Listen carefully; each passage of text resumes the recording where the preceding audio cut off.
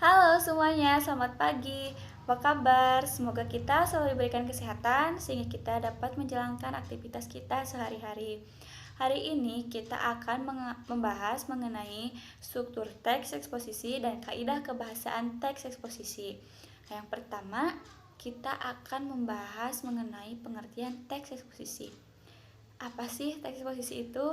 Nah, teks eksposisi merupakan suatu paragraf atau karangan yang terkandung sejumlah informasi dan pengetahuan yang disajikan secara singkat, padat, dan akurat.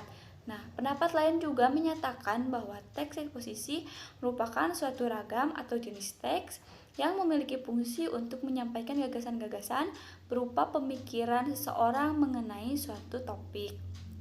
Yang kedua, kita membahas mengenai struktur teks eksposisi. Nah, struktur teks eksposisi ada 3 bagian. Yang pertama itu ada tesis, yang kedua argumentasi, dan yang ketiga ada penegasan ulang. Nah, tesis merupakan bagian awal paragraf yang berisi mengenai topik yang diangkat oleh penulis atau pembahasan mengenai topik yang diangkat oleh penulis. Yang kedua itu argumentasi. Nah, argumentasi yaitu pendapat penulis untuk memperkuat tesis yang sebelumnya sudah dijelaskan. Yang ketiga itu ada penegasan ulang. Nah, penegasan ulang merupakan paragraf terakhir dari teks eksposisi yang biasa disebut sebagai penutup atau kesimpulan dari teks eksposisi.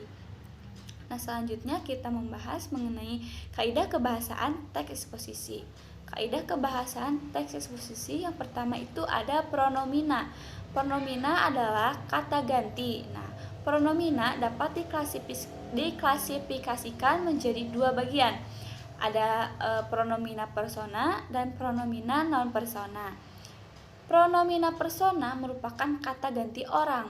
Ada yang tunggal dan ada yang jamak.